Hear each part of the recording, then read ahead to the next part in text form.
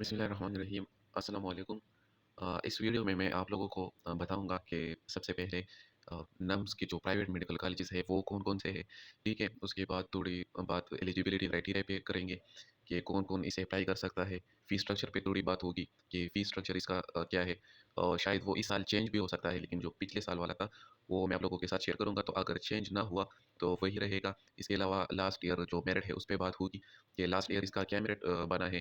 ठीक है, वेटेज पे बात होगी कि आप लोगों ने अपना एग्रीगेट कैसे कैलकुलेट करना है नम्स के लिए, नम्स की जो प्राइवेट मेडिकल कॉलेजेस है। इसके अलावा आप लोगों ने अप्लाई कैसे करनी है, कहाँ पे करनी है, फिर एडमिशन का प्रोसेस क्या होगा और एडमिशन्स के मुख्तलिफ डेट क्या है अप्लाई करने के, मेरिट लिस्ट लगने के, और इसी तरह क्लासेस स्टार्ट होने की। ठीक है, तो इस सब पे बात करेंगे इस वीडियो में। तो सबसे पहले हम बात करते हैं कि इसमें कौन कौन से कॉलेजेस हैं जो नम्स के साथ एफिलिएटेड है। ठीक है, तो सबसे पहले आप इसमें देख सकते हैं स्क्रीन पर कि मेडिकल कॉलेजेस लिखा है, तो ये वो कॉलेजेस है जहाँ से एमबीबीएस होता है। ठीक है, सबसे पहले वाह लिखा है, वाह मेडिकल कॉलेज, हाईटेक है, सीएमएच कारियाँ है और सीएमएच लाहौर है।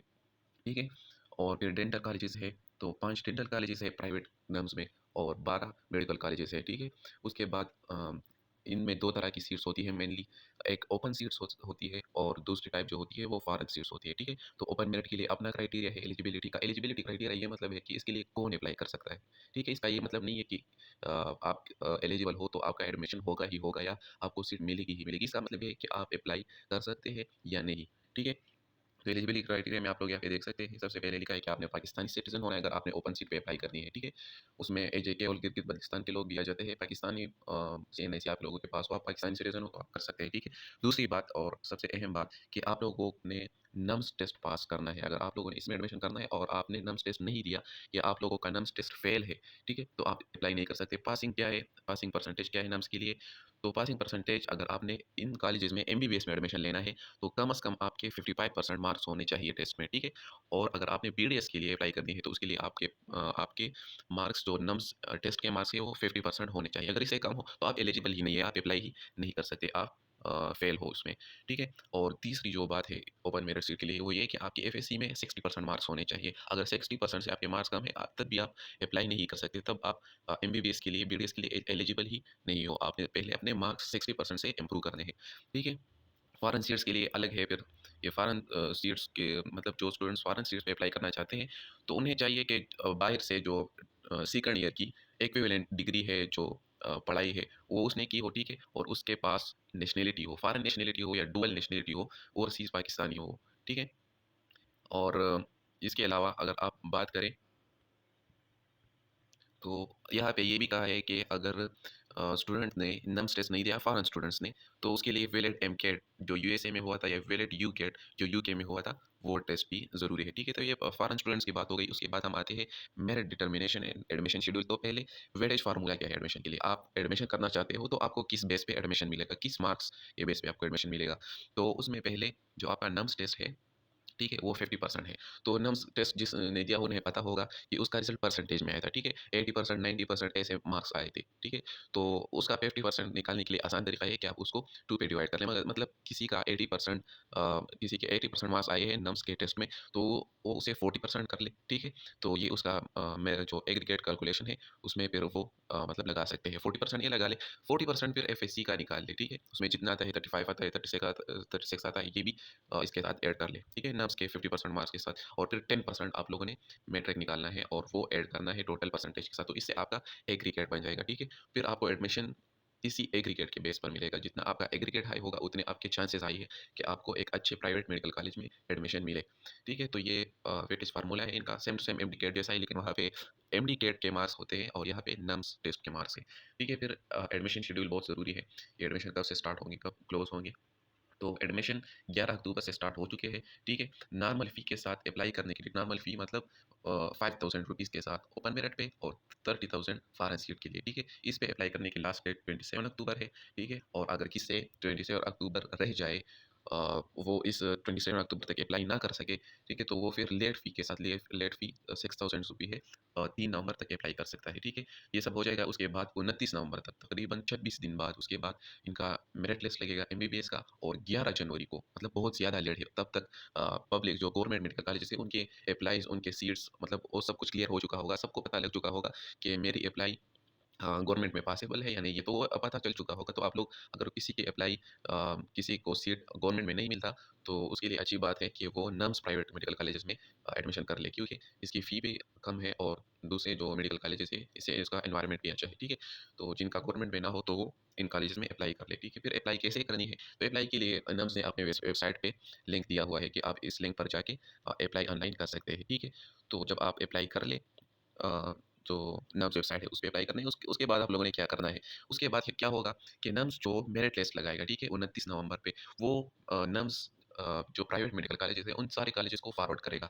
आपने अप्लाई ऑनलाइन अप्लाई करते टाइम क्या करना है कि जिस जिस कॉलेज में आप अप्लाई करना चाहते हैं, वो आपने ऑनलाइन फॉर्म में सेलेक्ट करने हैं, ठीक है? जो कॉलेज आप लोग सेलेक्ट करोगे, आपका मेरिट, आपका नाम उन कॉलेजेस में जाएगा। फ़र्ज़ करें एक लड़का है, एक लड़की है, उसने सिर्फ़ एक ही मेडिकल कॉलेज, फर्स्ट वाला जो वह मेडिकल कॉलेज है, वो सेलेक्ट किया है, ठीक है? तो उसका जो नाम है, उसका जो मेरिट लिस्ट है, ठीक है, वहाँ मेडिकल कॉलेज का सिर्फ़ उसमें नाम आएगा, नाम सिर्फ़ उसे फॉरवर्ड करेगा, क्योंकि उसने सिर्फ़ वही चूज़ किया है, वो कहीं और एडमिशन नहीं करना चाहता। लेकिन किसी ने 12 कॉलेजेस, ये सारे कॉलेजेस सेलेक्ट किए, तो उसका नाम सारे कॉलेजेस में चला जाएगा, ठीक है? तो आप लोगों को चाहिए कि आप प्रेफ़रेंस पे, कि जो कॉलेज आपके नज़दीक है या जो आपको सबसे ज़्यादा पसंद है, पहले आप वो सेलेक्ट कर लें, ठीक है? या जिसकी फ़ी कम हो, मतलब इंटरेस्ट को अपने देखें ना कि आप लोगों ने किस बेस पे जाना है, कौन से कॉलेज। तो फ़ी देख लें या आपके करीब हो, ये देख लें, तो आप इस प्रेफ़रेंस पे पहला कॉलेज, दूसरा, इसी तरह सारे ही आप लोग सेलेक्ट कर लें। अगर खुदा ना ख़ास्ता पहले में ना हो जाए, तो आपके पास दूसरा ऑप्शन हो, तीसरा हो, ठीक है? फिर नम्स क्या करेगा, मेरिट लिस्ट भेजने के बाद कॉलेजेस, जो कॉलेजेस है जिन्हें ये मेरिट लिस्ट सेंड किया होगा, उसमें आप लोगों की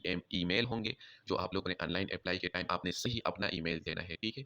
वो होंगे, उसके साथ आप लोगों का मोबाइल नंबर सही होना चाहिए। वो मोबाइल नंबर होना चाहिए जो क्या हो, जो हर टाइम ऑन रहे, ठीक है? जिस पे अगर मैसेज आए, अगर ईमेल आए, तो आप लोगों को पता चले। तो मेडिकल कॉलेजेस, जो एफिलिएटेड मेडिकल कॉलेजेस है, जो आपने सेलेक्ट किए हैं, वो आप लोगों को मैसेज करेंगे, आप लोगों की ईमेल करेंगे कि आपका इस डेट पे इंटरव्यू है, ठीक है? इस डेट पे आपने इस कॉलेज आना है। आपका नाम मेरिट लिस्ट में इस सीरियल पर है, तो आपने इस दिन ज़रूर आना है अपने डॉक्यूमेंट्स के साथ। तो अगर आपने वो इंटरव्यू, वो डेट मिस कर दिया, तो आपके बाद जो स्टूडेंट है, वो उन्हें कॉल करेंगे और उन्हें कहेंगे कि उसने ये सीट नहीं ली, तो आप आ जाए, ठीक है? तो आप लोगों ने ज़रूर उस इंटरव्यू के लिए फिर जाना है, ठीक है? और जब इंटरव्यूज़ हो जाए, ये सब सीट्स फिल हो जाए, उसके बाद एमबीबीएस के क्लासेस 15 जनवरी से स्टार्ट होंगे और जो बीडीएस के क्लासेस है, वो 6 फरवरी से स्टार्ट होंगे, ठीक है? तो ये बात हो गई अप्लाई की और फिर सिलेक्शन की। उसके बाद जो डॉक्यूमेंट्स इंपॉर्टेंट है इन कॉलेजेस में अप्लाई के लिए, तो सबसे पहले आप लोगों के पास सीएनआईसी होना चाहिए, ठीक है? या बी-फार्म भी सही है, वो आप लोगों के पास होना चाहिए, ठीक है? जिन लोगों ने फ़ॉरेन से पढ़ा है या ओ लेवल किया है, उनके पास आईबीसीसी की सर्टिफ़िकेट होनी चाहिए। जो ओ लेवल, ए लेवल वाले स्टूडेंट्स हैं या फॉरेन स्टूडेंट्स हैं, उन्हें आईबीसीसी की तरफ से एक सर्टिफिकेट मिलता है उनके मार्क्स का, तो उनके पास वो ज़रूर होना चाहिए, ठीक है? तीसरा जो पॉइंट है इसमें, वो ये है, ये जो ऑनलाइन फॉर्म आप लोग नम्स वेबसाइट पे फिल करोगे, वो आप लोगों ने बहुत ज़्यादा एहतियात से फिल करना है। उसमें कुछ जोड़ना नहीं है या कुछ गलत नहीं है लिखना, क्योंकि ना उसे बाद में चेंज कर सकते हैं, ठीक है? ना उसमें जो डेफिशिएंसी आई होगी आपसे, आपने कुछ नहीं, जो इन्होंने कहा है वो नहीं डाला होगा, तो आप लोगों का एप्लीकेशन रिजेक्ट कर सकते हैं। किसी भी स्टेप में वो आप लोगों का एप्लीकेशन रिजेक्ट कर सकते हैं। तो इससे बचने के लिए आप लोगों को चाहिए कि आप लोग क्या करें, ये जो फॉर्म है, आप लोग सही से फिल करें, ठीक है?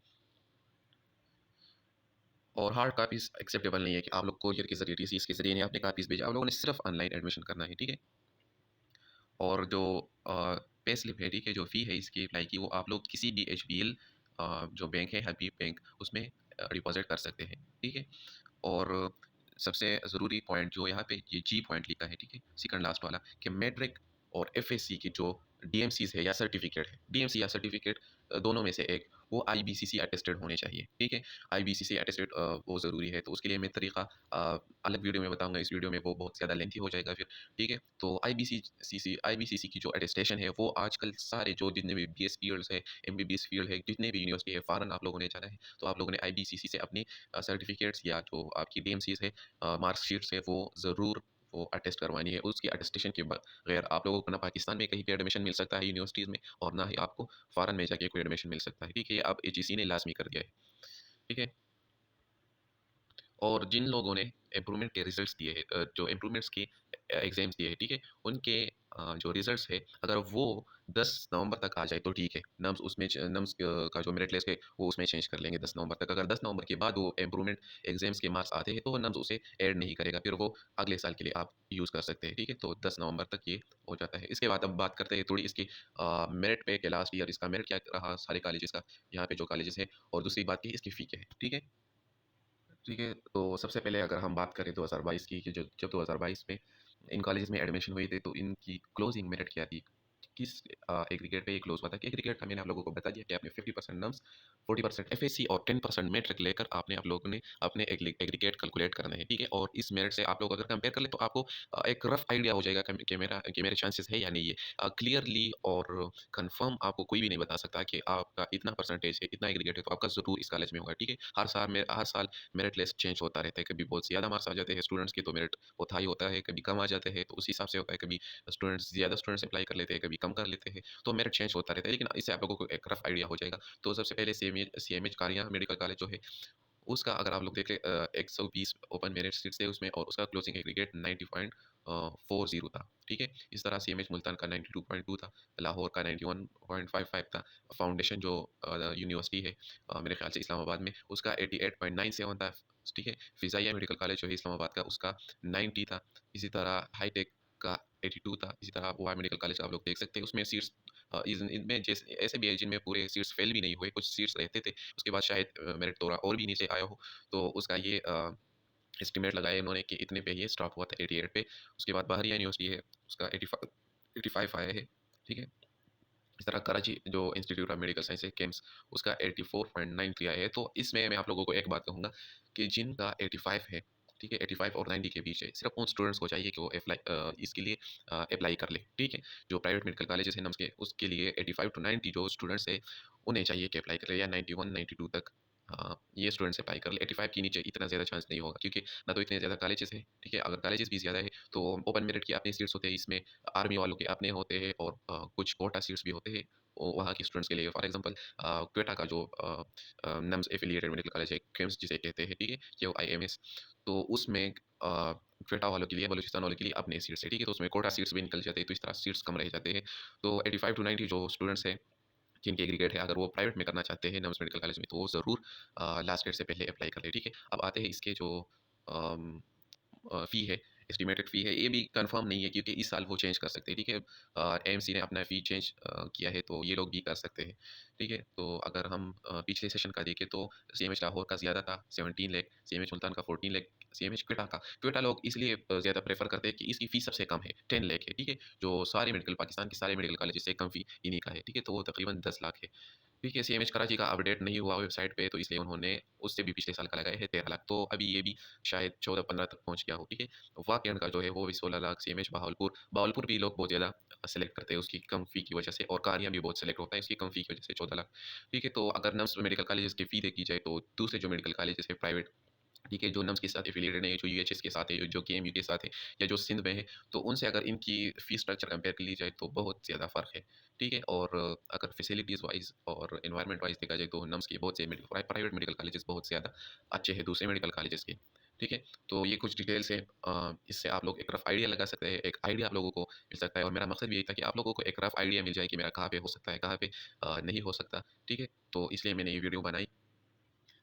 एक और चीज़ जो यहाँ पे मैं कहना चाहता हूँ वो ये है कि जो अगर आप यहाँ पे देख लें कि जो इंस्टीट्यूट्स हैं उनके अगर आप सीट्स देखें तो वो सारे ओपन मेरिट नहीं है मतलब एक कॉलेज में 150 सीट्स है तो वो सारे ओपन नहीं है, ठीक है? अगर हाईटेक में देख लें तकरीबन इसमें मेरे ख्याल से 120 है या 150 कह लें 150 है तो उसमें 77 सिर्फ ओपन मेरिट है। ओपन मेरिट ये है कि पाकिस्तान में कोई भी स्टूडेंट्स जो पाकिस्तानी वो अप्लाई कर सकता है वो 77 है। फॉरेन स्टूडेंट्स के लिए अपने सीट्स है 10, बलूचिस्तान वालों के लिए एक है, फाड़ा वालों के लिए या गिलगित-बल्तिस्तान वालों के लिए एक है, आर्मी के लिए एक है, बीडीएस में भी फिर इसी तरह है, ठीक है? इस तरह कराची के इंस्टीट्यूट ऑफ मेडिकल साइंसेज में देख ले तो फ़ॉरेन में भी है, बलूचिस्तान के लिए भी है, आर्मी के लिए भी अपने हैं, ठीक है? तो आर्मी के लिए वो है कि इसमें जो स्टूडेंट हो उसके पेरेंट्स में से कोई आर्मी पेरेंट्स होने चाहिए, मतलब उन्होंने आर्मी में या वो अभी आर्मी में हो या रिटायर्ड हो चुके हो तो वो इसके लिए अप्लाई कर सकते हैं, ठीक है? इसके अलावा यहाँ पे भी आप लोग सीट्स देख सकते हैं, तो इससे आप लोगों को सीट्स का भी कुछ ना कुछ अंदाज़ा हो जाएगा। आप लोग ये वीडियो पास करके ये सारे सीट्स देख सकते हैं, ठीक है? और यहाँ पे सारे सीट्स का कहा गया है, जो टोटल सीट्स हैं, तो ये क देख सकते हैं किसी कॉलेज में 150 है, किसी में 100 है, किसी में 120 है। तो टोटल जो प्राइवेट एमबीबीएस की सीट्स हैं नम्स के, वो तकरीबन 1550 है, ठीक है? लास्ट में दिया ये है, 1550 है और इसी तरह बीडीएस के इससे कम है, 300-400 तक वो होंगी, ठीक है? तो तकरीबन 1900-2000 तक की सीट्स बनते हैं, ठीक है? तो इससे आप लोगों को रफ आइडिया हुआ होगा। तो अगर मेरी वीडियो से आप लोगों को थोड़ी भी हेल्प मिली हो तो आप ये वीडियो अपने सारे दोस्तों के साथ जितने भी आप लोगों के दोस्त हैं उनके साथ शेयर करें और मेरे इस चैनल को सब्सक्राइब करें क्योंकि मैंने जल्दी से जल्दी 1 के सब्सक्राइबर्स पूरे करने हैं, ताकि उससे मुझे और भी मोटिवेशन मिले और मैं इससे अच्छे और इससे ज़्यादा मेहनत वाली वीडियो आप लोगों की बनाता रहूँ। ठीक है? तो चैनल ज़रूर सब्सक्राइब करें। शुक्रिया।